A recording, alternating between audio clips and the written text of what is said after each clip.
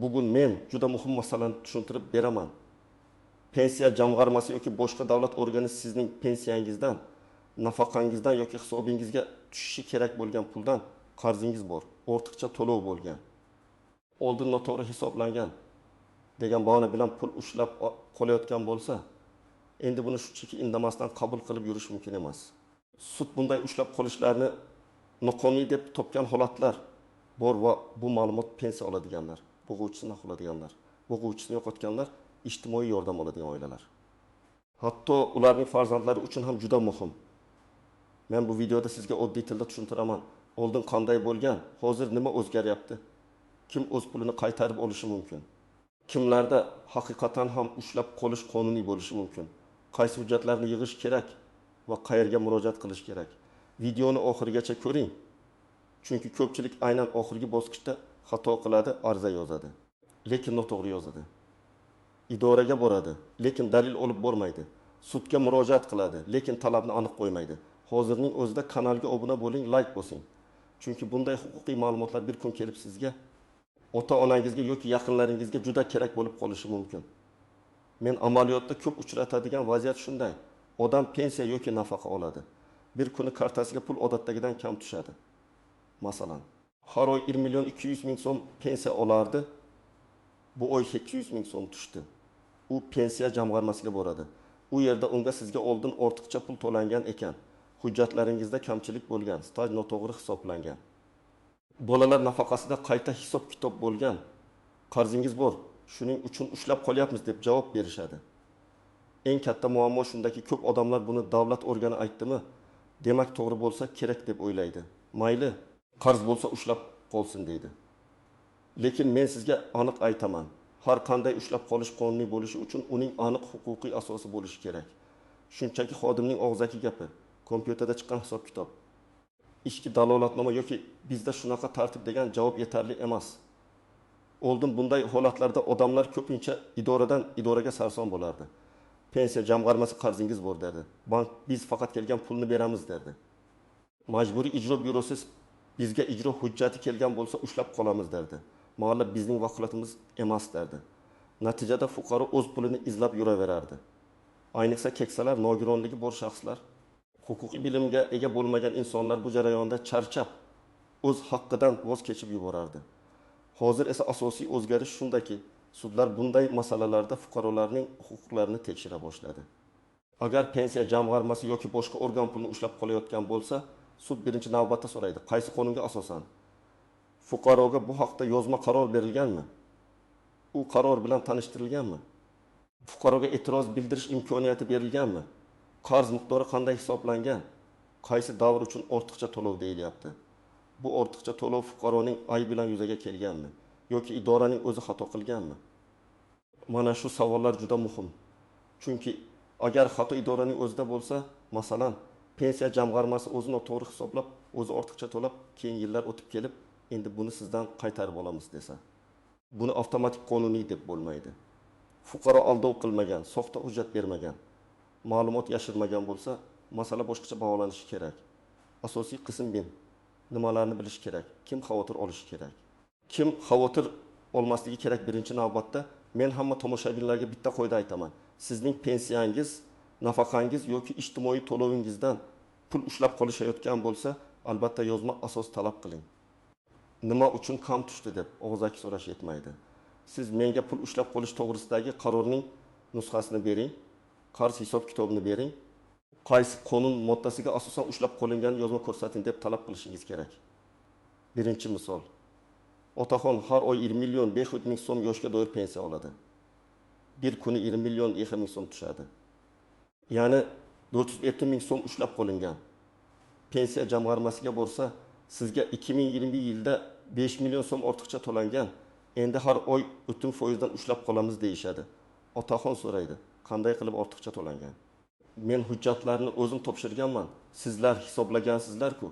Agar bu holatda pensiya jamg'armasi faqat ichki hisob kitobga tayanib, fuqaroga rasmiy qaror bermagan bo'lsa, qarz qanday kelib chiqqanini isbotlamagan bo'lsa, ushlab qolish ustidan shikoyat qilish mumkin. Ikkinchi misol. Ayol boquvchisini yo'qotganlik pensiyasini oladi. farzandi 12 yoshga to'lgan, lekin o'qishni davom ettiryapti. U vaqtida o'qish joyidan ma'lumotnoma olib bormagan. Keyin pensiya jamg'armasi siz bir necha oy asossiz olgansiz deb pulni ushlab qoladi. Bu yerda vaziyat nozik. Agar qonunda ma'lumotnomani taqdim etish majburiyati fuqaroga yuklangan bo'lsa va fuqaro buni bajarmagan bo'lsa, ayrim holatlarda qayta hisob-kitob qilinishi mumkin. Lekin baribir ushlab qolish tartibiga rioya qilinishi shart.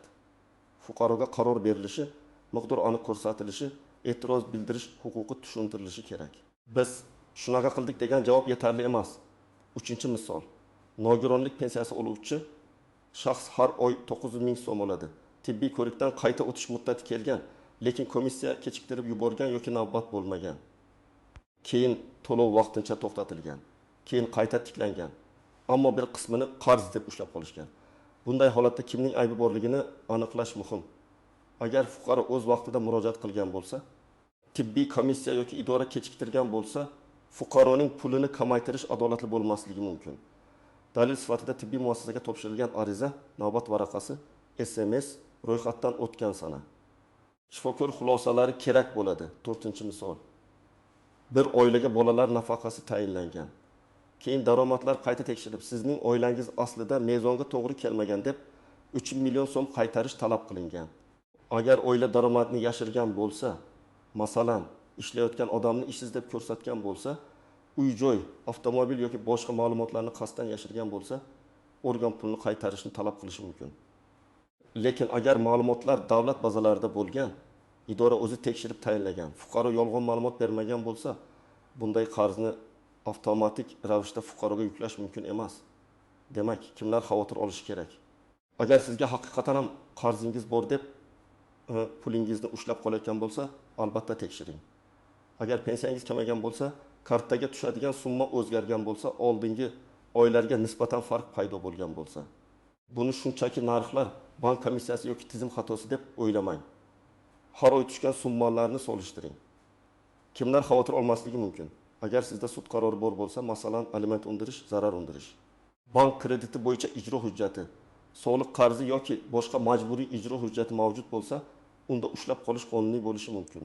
Lekin bu holatda ham miqdor qonunda belgilangan chegaradan oshmasligi kerak.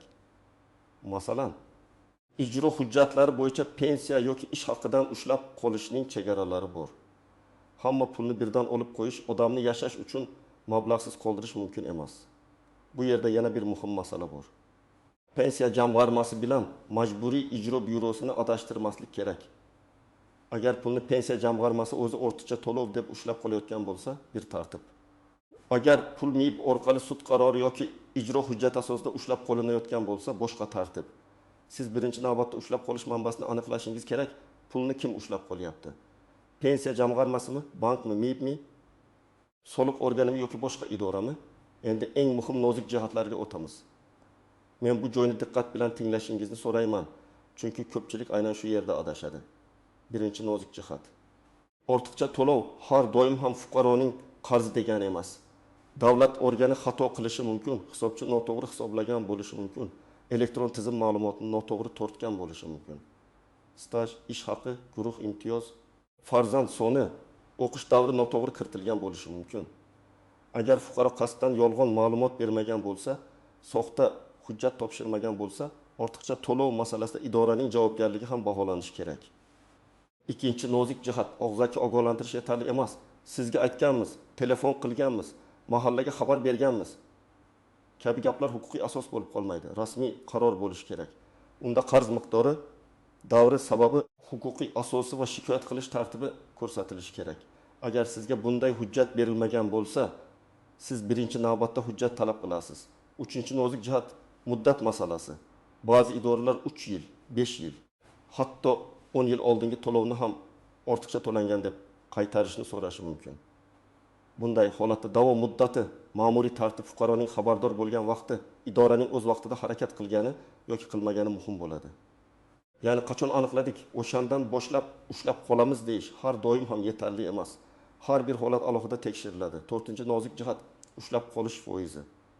Hatto qarz mavjud bo'lsa ham pensiya yoki nafaqadan qancha miqdorda ushlab qolish mumkinligi alohida masala. Odamning butun pensiyasini olib qo'yish, kartani butunlay nolga tushirish. ijtimoiy to'lovni yashash minimumidan ham past holatga keltirib qo'yish jiddiy muammo. Ayniqsa aliment, zarar, kredit, soliq, jarima, ortiqcha to'lov kabi qarzlarning har birida ushlab qolish tartibi va chegarasi farq qilishi mumkin. Shuning uchun siz qarz bor ekan deb hamma narsaga rozi bo'lmang. Qarz bo'lsa ham nega aynan shuncha ushlab qolinyapti deb so'rang. 5-nozik jihat bank kartasidan pul yechilishi. Ba'zida odam pensiyani oladi, pul kartaga tushadi, keyin bank avtomatik ravishda kredit qarzi uchun yechib oladi. Bu pensiya jamg'armasining ushlab qolishi emas, bank bilan tuzilgan shartnoma yoki ijro hujjati bo'lishi mumkin. Lekin bu holatda ham bank hamma ijtimoiy to'lovlarni xohlaganicha yechib olishi mumkin degani emas. Siz bankdan ham asos talab qilishingiz mumkin. Qaysi shartnoma, qaysi bank, qaysi ijro hujjati, qaysi qaror asosida pul yechildi? 6-nozik jihat qarindoshlar nomidan murojaat qilish. Ko'p hollarda pensioner otaxon yoki onaxon idoraga bora olmaydi. Farzandi boradi. Lekin idora siz egasi emassiz, ma'lumot bermaymiz deyishi mumkin. Bunday holatda ishonchnoma kerak bo'ladi. Agar ota-onangizning pensiya masalasini siz yuritmoqchi bo'lsangiz, oddiy yozma arz etmasligi mumkin. Notarial ishonchnoma yoki qonuniy vakillik hujjati kerak bo'ladi. Nogironligi bor shaxslar uchun esa vasiylik yoki homiylik hujjatlari talab qilinishi mumkin. 7-nozik jihat. Ariza yozsangiz, keyin ko'rib chiqamiz degan javob bilan cheklanib qolmang. Arizangizni 2 nusxada tayyorlang. Bittasini topshiring, ikkinchisiga qabul qilingan sana kirim raqami mas'ul xodimning imzosini qo'ydiring. Agar elektron tarzda yuborsangiz, yuborilganligi haqidagi tasdiqni saqlang. Chunki ertaga sudga borganingizda men murojaat qilganman degan gap dalil bo'lmaydi. Sizga qog'oz yoki elektron tasdiq kerak bo'ladi. 8-nozik jihat, ba'zi odamlar sudga bersam, pensiyamni umuman to'xtatib qo'yishadi deb qo'rqadi. Men buni juda ko'p eshitaman. Bu noto'g'ri qo'rquv. Siz o'z huquqingizni talab qilayotganingiz uchun sizni jazolashlari mumkin emas. Agar shunday bosim bo'lsa, bu alohida shikoyat mavzusi bo'ladi. Davlat organi fuqaroning murojaati uchun undan qasos olishi mumkin emas. Endi aniq amaliy qadamlarni aytaman. Agar sizning pensiyangiz, nafaqangiz yoki ijtimoiy to'lovingizdan pul ushlab qolinayotgan bo'lsa, quyidagi tartibda harakat qiling. Birinchi qadam, tushgan pullarni tekshiring. Bank ilovasidan yoki bankomatdan oxirgi 6 oy yoki 2 oy bo'yicha ko'chirma oling. Qaysi oyda qancha tushgan, qaysi oyda kamaygan, qancha farq bor, buni jadval qilib yozib chiqing. Masalan, yanvarda 1 million 300 ming, fevralda 1 million 300 ming, martda 900 ming. Demak, martdan ushlab qolish boshlangan bo'lishi mumkin. Ikkinchi qadam, pensiya jamg'armasiga yoki tegishli idoraga yozma ariza bering. Arizada shunday mazmun bo'lishi kerak. Mening pensiya yoki nafaqa to'lovimdan pul ushlab qolinayotganini aniqladim. Ushbu ushlab qolishning huquqiy asosi, qaror nusxasi, qarz hisob kitobi, qarz paydo bo'lgan davr, ushlab qolish foizi va shikoyat qilish tartibi haqida yozma ma'lumot berishingizni so'rayman. Juda uzun va hissiyotli yozish shart emas. Muhimi, aniq talab bo'lsin. 3-qadam, hujjatlarni to'plang. Sizga pasport yoki ID karta nusxasi, pensiya guvohnomasi bo'lsa, uning nusxasi, bank ko'chirmalari, pensiya tayinlash haqidagi hujjatlar, oldingi arizalaringiz, idoradan kelgan javoblar. Tibbiy xulosalar, o'qish joyidan ma'lumotnoma, ish staji bo'yicha hujjatlar, mahalla yoki boshqa organ bergan ma'lumotnomalar kerak bo'lishi mumkin. Qaysi masala bo'lsa, o'sha masalaga tegishli dalillarni yig'ing. 4-qadam. Yozma javobni kuting. Odatda murojaatlarga belgilangan muddatlarda javob berilishi kerak. Agar javob bermasa, bu ham qonunbuzilish bo'lishi mumkin. Javob kelgach, uni diqqat bilan o'qing. Sizga ortiqcha to'lov bo'lgan deyilgan bo'lsa, nega ortiqcha bo'lganini ko'ring. Qarzingiz bor deyilgan bo'lsa, qaysi hujjatga asosan qarz deb topilganini tekshiring. Ichki tekshiruvda aniqlangan degan javobning o'zi yetarli emas. 5-qadam. Yuqori turuvchi organga shikoyat qiling. Agar tuman yoki shahar pensiya jamg'armasi sizga asosiy javob bermasa, viloyat boshqarmasiga yoki respublika darajasidagi mas'ul organga murojaat qilishingiz mumkin. Shikoyatda ushlab qolish noqonuniy, qaror berilmagan, hisob kitob tushuntirilmagan, mening e'tirozlarim ko'rib chiqilmagan, ushlab qolingan summani qaytarishni so'rayman deb yozing. 6-qadam. Prokuraturaga yoki ma'muriy sudga murojaat qilishni ko'rib chiqing. Agar gap davlat organining noqonuniy qarori yoki harakati haqida ketayotgan bo'lsa, ma'muriy sud muhim yo'l bo'lishi mumkin. Suddan nimani so'rash kerak? Birinchidan, ushlab qolish harakatini noqonuniy deb topishni. Ikkinchidan, pul ushlab qolishni to'xtatishni. Uchinchidan, avval ushlab qolingan summani qaytarishni. To'rtinchidan, agar zarur bo'lsa, davlat organiga yangi hisob-kitob qilish majburiyatini yuklashni. Yettinchi qadam, da'vo yoki arizada raqamlarni aniq yozing. Masalan, 2024 yil mart oyidan avgust oyigacha har oy 400 ming so'mdan jami 2 million 400 ming so'm ushlab qolingan deb ko'rsating. Agar aniq summani bilmasangiz, bank ko'chirmalariga asosan aniqlangan miqdorda deb yozish mumkin. Lekin imkon qadar aniq hisoblab boring. Sud raqamni ko'rish kerak. 8-qadam, agar siz keksaygan yoki nogironligi bor yaqin insoningizga yordam berayotgan bo'lsangiz, ishonchnoma qiling. Chunki sudda, idorada bankda hujjat olish uchun vakolat kerak bo'ladi. Men farzandiman degan gap har doim yetarli bo'lmaydi. Oldindan vakillik masalasini hal qilib qo'ysangiz, vaqt yo'qotmaysiz. 9-qadam. Hech qachon hujjatsiz kelishuvga rozi bo'lmang. Ba'zida xodim mayli, hozircha ushlab qolamiz, keyin ko'ramiz deydi. Siz esa yo'q, menga yozma asos bering deysiz. Chunki og'zaki gap ertaga isbotlanmaydi. Agar sizga ariza yozmang, baribir foydasi yo'q deyishsa, bu ham noto'g'ri. Ariza yozishning deyishsa, bu ham noto'g'ri. 10-qadam, muddatni cho'zib yubormang. Ko'pchilik 1 yil, 2 yil kutadi. Keyin hujjatlarni topish qiyinlashadi, xodimlar almashadi. Bank ko'chirmalarini olish murakkablashadi. Davom muddati masalasi chiqadi. Shuning uchun pulingiz kamayganini sezgan kuningizdan boshlab harakat qiling. Yana bir muhim maslahat, agar sizga qarzingiz bor deyishsa, darhol men tan olmayman deb janjal qilish shart emas. Avval hujjatni oling, hisob-kitobni oling, keyin tahlil qiling. Chunki ayrim holatlarda qarz haqiqatan ham bo'lishi mumkin.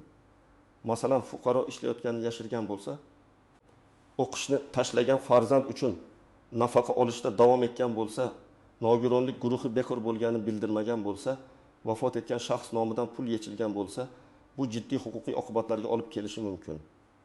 Men hech kimga noqonuniy olingan pulni himoya qiling demayman. Men aytayotgan narsa boshqa. Agar ushlab qolish qonuniy bo'lsa, hujjati bo'lsin. Agar noqonuniy bo'lsa, pulingizni qaytarib oling. Bu masalada oddiy odam tushunishi kerak bo'lgan asosiy farq shunday. Davlat organi sizga to'lov tayinlagan bo'lsa, bu to'lov sizning mulkiy huquqingizga aylanadi. Uni kamaytirish, to'xtatish yoki ushlab qolish faqat qonuniy asos bilan bo'ladi. Tizim shunday chiqarildi, asos emas. Yuqoridan aytishdi degan gap huquqiy asos emas.